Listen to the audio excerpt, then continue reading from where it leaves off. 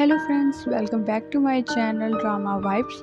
और आज के इस वीडियो में हम बात करने जा रहे हैं इंटेंस लव के एपिसोड 5 के बारे में। So let's get started. इस वीडियो की स्टार्टिंग में हमें दिखाया जाता है कि डॉक्टर जाओ के भाई उन्हें कॉल करके पूछते हैं कि तुम दोनों कल आ रहे हो ना, जिस पर वो कहते हैं और इसके बाद हमें दिखाया जाता है कि डॉक्टर जाओ कोशिश करते हैं जिनबे को कॉल करने की, लेकिन वो कर नहीं पाते। उन्हें लगता है कि वो खुद करेगी मुझे।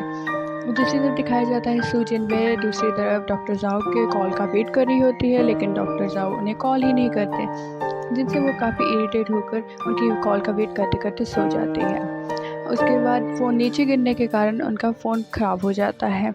और नेक्स्ट सीन में दिखाया जाता है कि उनका सुबह अलार्म नहीं बजता, जिसके कारण सू जिनबे उठने में लेट हो जाती है और अब सिर्फ 12 बजने में 2 मिनट रहते होते हैं। और वो पूरी कोशिश करती है कि वो डॉक्टर जाओ को मैसेज कर दे कि वो उसके साथ जाना चाहती है, लेकिन उसका फ़ोन ख़राब होने के कारण वो ऐसा मैसेज सेंड तो करती है, लेकिन शायद वो सेंड नहीं होता। इसके बाद नेक्स्ट सीन में दिखाया जाता है कि जो सू जिनबे है वो भागी जाती है डॉक्टर जाओ के घर, लेकिन वहाँ पर उसे डॉक्टर जाओ मिलते नहीं हैं, क्योंकि वो उससे पहले ही वहाँ से चले जाते हैं। और इसके बारे में दिखाया जाता है कि सू जिनबे ये सब कुछ देखकर काफ़ी गुस्से में आ जाती है और वो वहाँ से चली जाती है। एजेंट बूटी को साथ में लेकर शॉपिंग के लिए जाती है और ढेर सारा खाना खाने जाती है।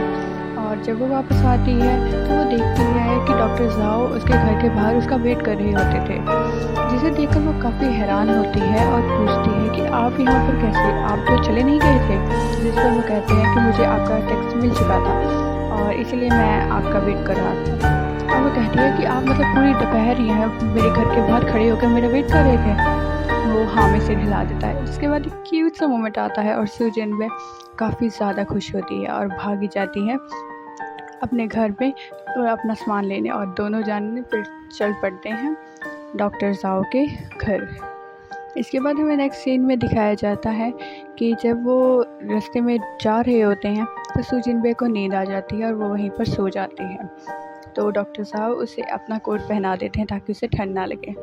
और जब वो अपने होम टाउन जा रहे होते हैं तो रास्ते में डॉक्टर साहब एक ओल्ड सिटी में गाड़ी रोकते हैं और वो कहते हैं कि मैं तुम्हें एक जगह दिखाना चाहता हूँ। वहाँ के कुछ स्पेशल डिशेस हैं जो कि डॉक्टर साहब की दादी को बहुत पसंद है।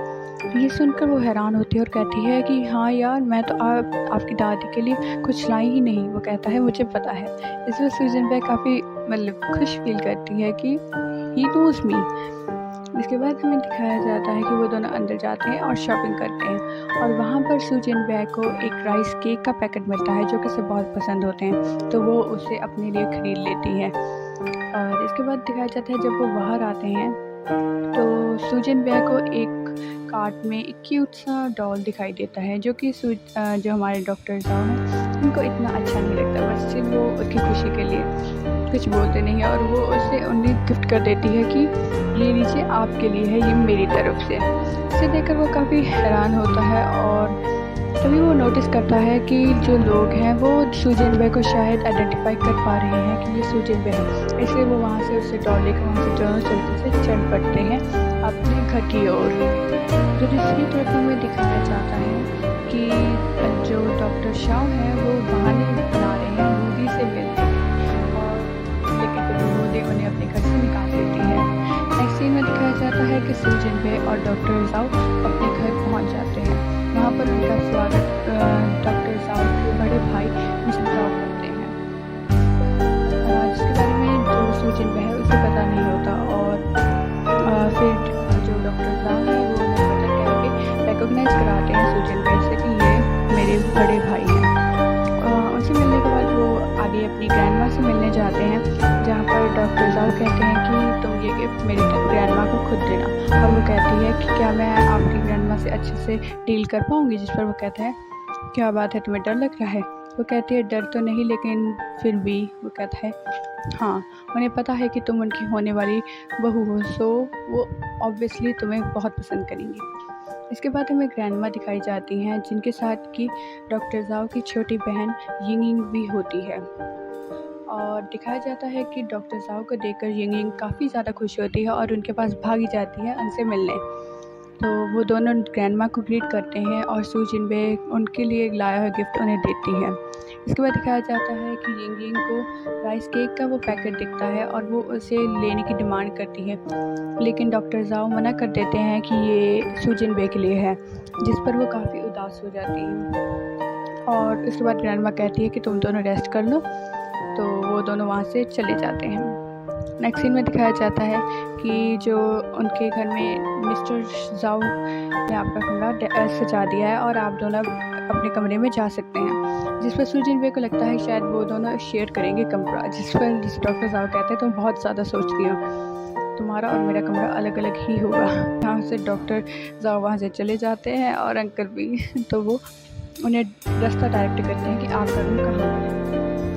नेक्स्ट सीन में दिखाया जाता है कि सू जिनबे सोचते हैं कि क्या मैं ये राइस केक यिंग यिंग को दूँ या ना दूँ। इस पर वो कहते हैं कि यिंग यिंग को तो ये राइस केक काफ़ी हद तक मिल ही जाएगा, लेकिन डॉक्टर ज़ाओ की तरफ से ये तो मेरे लिए पहला गिफ्ट है, तो मैं तो ये बिल्कुल भी नहीं दे सकती। और जब वो उसे खाती है तो वो इतना फ्लैचर्ड फील करती है। ये सब कुछ यिंग यिंग बाहर देख लेती है तो वो काफ़ी गुस्से में आती है।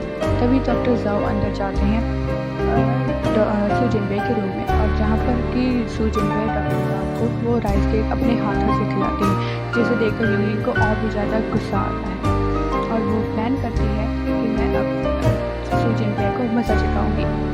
इसके बाद सीन शिफ्ट होता है जितोंग की तरफ, जो कि एजेंट से बात करनी होती है कि हार्टबीट नाम के शो जिसमें जैवे को हायर किया गया है उसमें उसे भी हायर कर दिया जाए, जिस पर एजेंट कहता है कि तुम्हारी अभी जैसी अफवाहें उड़ी हैं और जैसे तुम्हारी नेगेटिव इमेज बनी है, मुझे नहीं लगता कि तुम्हें हायर करना ठीक होगा। जिस पर वो उनसे काफ़ी बहस करती है, लेकिन फिर भी वो एजेंट उसे मना कर देता है।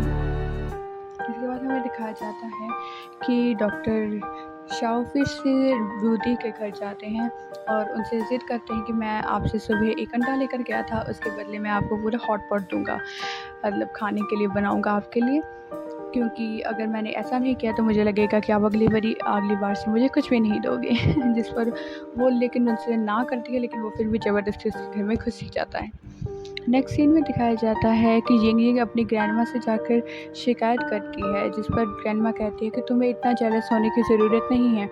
वो कहती है कि जेलस की बात नहीं है, लेकिन अब भाई मुझसे इतना प्यार नहीं करते जितना पहले करते थे। जिस पर ग्रैंडमा कहती है कि तुम अपनी जगह हो और सू जिनबे उसके लिए अपनी जगह है। वो कहती है कि मुझे लगता है कि सू जिनबे काफ़ी चालाक लड़की है और वो मेरे भाई को चीट करेगी, जिस पर दादी कहती है कि मेरे भाई को अंडर एस्टिमेट कर रही हो, वो ऐसे ही किसी लड़की को पसंद नहीं करेगा। इसके बाद वो वहाँ से चली जाती है और तभी आ जाते हैं अंकल साहब, जो कि कहते हैं कि उनके जो कुक होता है, जो खाना बनाता है, उसके हाथ में कट लग चुका है, इसलिए वो खाना नहीं बना पाएगी।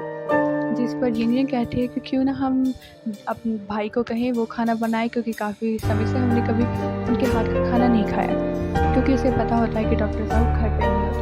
तो वो ये सब कहकर सू जिनबे के रूम में जाती है और उनसे कहती है कि क्या आप मेरी मदद करेंगे खाना बनाने में। जिस पर सू जिनबे कहती है कि मदद तो मैं कर दूँगी, लेकिन मुझे खाना बनाना नहीं आता। जिस पर यिंग यिंग उन्हें ज़बरदस्ती किचन में ले जाती है और कहती है कोई बात नहीं, आप खाना बनाना शुरू कीजिए, मैं अभी जाकर ना कुछ और डिशेस लेकर आती हूँ।